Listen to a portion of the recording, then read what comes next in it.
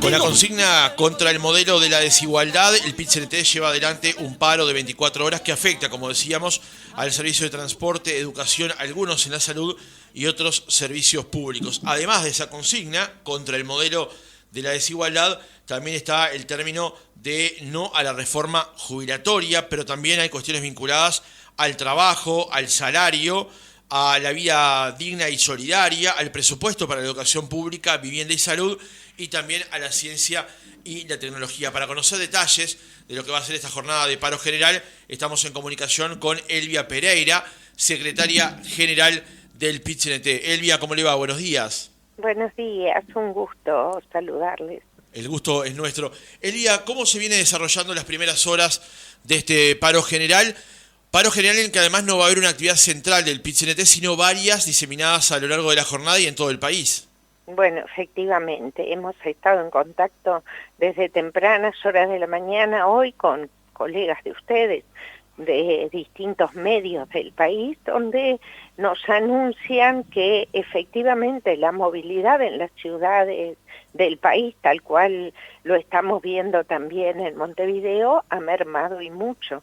Eso tiene que ver y va vinculado al acatamiento que se está teniendo a este paro general de actividades, donde decidimos una plataforma amplia que confluye en lo que usted mencionaba hace unos momentos, que tiene que ver contra el modelo de la desigualdad. Efectivamente, escuchamos una y otra vez el aumento económico que está teniendo nuestro país, y eso es bueno, y eso nos parece muy bien, el crecimiento que el país en general está teniendo. Lo que no se está viendo es que ese crecimiento llegue a los distintos sectores de la población, principalmente aquellos más vulnerables.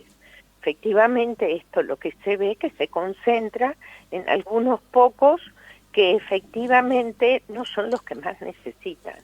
Eso confluye en una serie de reivindicaciones y de señalizaciones que se toman para esta plataforma al paro, que pasan algunos por los que usted señaló: seguridad, inseguridad, pasan por salarios, pasa por vivienda, pasan por el tema de la reforma jubilatoria, no una reforma de seguridad social. A nosotros nos gusta llamarla reforma jubilatoria porque efectivamente no abarca a todos una integralidad de la persona al momento de necesitar de esta seguridad social.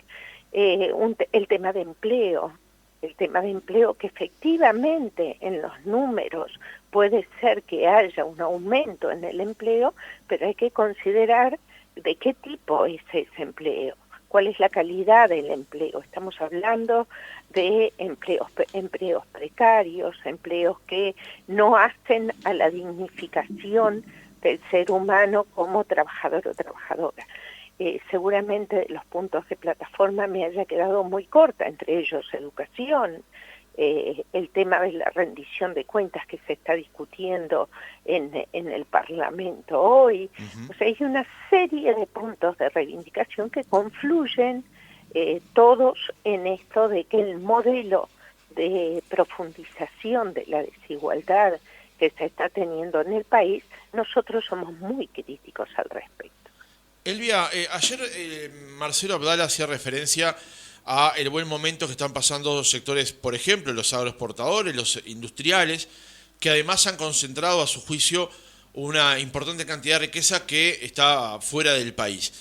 La pregunta en este caso del PIT-CNT, ¿qué se plantea? ¿Cómo se advierte la posibilidad de atacar ese modelo que ustedes entienden de desigualdad, donde unos sectores estarían generando una riqueza que concentran y otros sectores estarían desfavorecidos? ¿Qué medidas habría que aplicar para balancear lo desbalanceado? Y bueno, es claro que acá el punto crítico que tenemos nosotros con respecto a esto es cómo se distribuye esa riqueza, cómo un país que sí, a ojos del mundo, o de algunos países del mundo puede estar siendo visto como como un país próspero en cuanto al manejo de la pandemia, tuvo en cuanto al manejo de la pandemia, no solo en el aspecto sanitario, estamos refiriéndonos en el aspecto económico. ¿Cómo es posible que si eso sucede en el Uruguay, que somos 3 millones de habitantes, 3 millones, somos un país comparado con otros de una demografía muy pequeña y tenemos recursos y la economía del país está creciendo? ¿Cómo es posible que siga habiendo y que haya 66.000 pobres más, por ejemplo? ¿Cómo es posible que sea necesario acompañar o reforzar la alimentación en distintos sectores de la población? Estoy hablando de niños, estoy hablando de mujeres, donde esa insatisfacción está siendo extrema.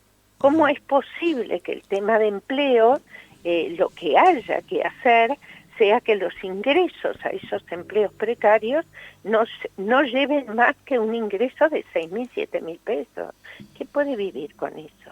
O sea, es un conjunto de dar vuelta a una tuerca para que eso que se está viendo como próspero y positivo derrame en el resto de la gente que no lo está viviendo de la misma manera. Claro, pero justamente ese es el diagnóstico. La pregunta apuntaba a qué medidas usted cree que se deberían tomar justamente para que el derrame sea más intenso y esos sectores que se entiende se han precarizado se puedan asistir de esos sectores que hoy les rinde mejor la economía. Pero es que la medida es clara, que se distribuya de otra manera, que cuando haya que ponerle el pecho a las balas, como lo hicimos los trabajadores y las trabajadoras durante la pandemia, ya sea con el impuesto que se colocó a los salarios más altos, ya sea con la restricción o constricción en los salarios de los trabajadores públicos, y bueno, y que ahora, si las cosas se revirtieron de la forma que se anuncia que se revirtieron, y bueno, que llegue a esos sectores, que es lo que no está llegando. Me parece que esa es la forma en que debería igualarse esta riqueza, que se debería distribuir de esa manera mucho más equitativa, y no solo que se concentre en algunos. Bien. Eso es lo que nosotros analizamos desde el punto de vista económico. Y claro, eso es un modelo que se está llevando adelante hoy, que no llega a todos los sectores, sino que queda concentrado en manos de algunos. Bien, no me queda claro en todo caso cómo sería el modelo a aplicar, digamos, para contrarrestar ese otro modelo que ustedes plantean, pero para no estancarnos en este tema le planteo otra consulta, Elvia, que es otro aspecto de la plataforma del paro de hoy, es no a la reforma que ustedes entienden jubilatoria. Esa ya es una primera gran referencia a que para ustedes no es una reforma del sistema de seguridad social en su integralidad. ¿Cuáles son allí las principales críticas que ustedes le hacen a este anteproyecto? Bueno, esa es una, y es fundamental, porque cuando hablamos de la seguridad social, en su conjunto, no es solamente el tema de cuándo te vas a jubilar, cuándo dejas de ser un activo, pasas a ser un pasivo. La seguridad social es mucho más amplia, es mucho más abarcativa. Sí abarca el tema de cuándo te jubilas, pero también abarca cuando aquel trabajador o trabajadora no está en condiciones de continuar con su trabajo, sea por la razón que sea. Sí, también la seguridad social, si se tomara como una integralidad, mirando a la persona como un ser integral, se estaría pensando en aquellos sectores de población de discapacitados, aquellos sectores de pensionistas, aquellos sectores donde de los niños, los sectores infantiles. Esto no lo toca la seguridad social, esta reforma o este anteproyecto de reforma. Claramente hay un modelo que es con AFAP, que el PIT-CNT no es de ahora, es desde su creación, allá por la década del 90, nosotros somos críticos a eso, al régimen de las AFAP. Eso está colocado en el anteproyecto, sí.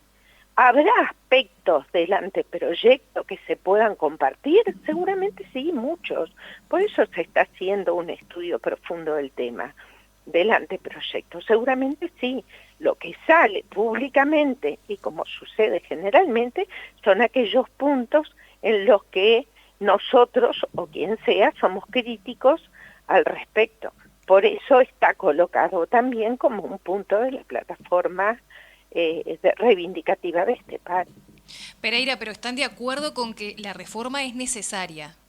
Bueno, eso por supuesto, todo el país, porque a ver, es de lógica, si alguien dice que algo en un país no está funcionando y es necesario revisarlo, y principalmente tiene que ver con financiamiento, que también ahí hay que analizarlo profundamente, cuál es el financiamiento que este anteproyecto está poniendo en discusión, porque si ese es el problema, debería ser uno de los aspectos a tener en cuenta en este anteproyecto, cuál es la forma de financiarla, no solamente aumentando la edad para jubilarse, no sería solamente por ahí el hecho de la financiación. Seguramente expertos en este tema tengan mayor profundidad a la hora de hacer alguna propuesta al respecto. Es claro que este anteproyecto, por eso nosotros decimos que es de la reforma, que es una reforma jubilatoria, que este anteproyecto no parece ser lo que en su conjunto, no estamos hablando de que nada sirve, no es esa la posición, sí es una posición crítica a algunos aspectos que estamos analizando en profundidad y que vienen también de la historia de nuestro PIT-CNT. Elia, para cerrar el reportaje, días pasados se realizó una reunión entre el presidente del PIT-CNT, del Frente Amplio, perdón la confusión, pero todo es muy reciente, Fernando Pereira, convocado allí a distintos dirigentes políticos, representantes de partidos políticos, buscando de alguna manera bajar la pelota al piso con respecto al diálogo y a la convivencia democrática y política. ¿Usted advierte cierta crispación? Y la otra pregunta es si a ustedes como PIT-CNT le hubiese gustado ser convocados a una instancia sabiendo lo que representa el PIT-CNT. No, yo creo que son cosas distintas. Para empezar a responder lo segundo. El PIT-CNT como cuerpo no valoró esta circunstancia de haber sido no convocado a esa instancia, por lo cual hago mía mis palabras. No comprometo a nadie y mucho menos al PIT-CNT. Me parece que el PIT-CNT sí es una organización, es la organización social más grande que tiene el Uruguay, tiene una historia y una reputación y un prestigio al que hay que cuidar y proteger. Y eso es tomar en cuenta, no hacerse los distraídos, porque sí existimos, sí estamos y sí somos representativos y democráticos. Ahora, esa instancia que era entre partidos políticos, personalmente entiendo que no correspondía a la invitación del PIT-CNT. Es verdad que entre los partidos políticos o algunos actores, digamos así para ser más precisos, algunos actores políticos están tensionando sus diferencias al punto de llevarlas a lo personal y hasta inclusive familiar, porque lo que pasó con la pintada frente a la casa de Robert Silva, a nosotros, a mí personalmente, me causó total repudio a esas acciones. Por lo cual, independientemente de las diferencias, los actores políticos, la sociedad se mira en ellos, los vecinos y vecinas se miran, y eso sí derrama en el resto de la población. Si nosotros estamos viendo que quienes nos representan en el legislativo, sus diferencias, las dirimen en el ámbito personal y llevándolo a cuestiones personales, obviamente que la sociedad va a tomar ese modelo. Entonces mañana, cuando estemos en un supermercado, cualquiera de nosotros, cualquiera que tenemos una exposición pública un poco mayor que mi vecino de al lado, vamos a recibir de otras personas cuestiones que no están buenas a la hora de una convivencia democrática entre los ciudadanos. No es tan buena. Entonces, sí hay responsabilidad de actores políticos, sí me parece bien y espero que no haya quedado solo en una reunión de algunos actores políticos, los principales actores de los partidos políticos, sí me parece una buena señal y ojalá no suceda. Y la alusión que hice al supermercado es porque algunas cosas he visto, he sentido y he sufrido, y no están buenas. Elvia Pereira, secretaria general del PIT-CNT, gracias por haber estado otra mañana con nosotros. Gracias a ustedes por el contacto, un gusto.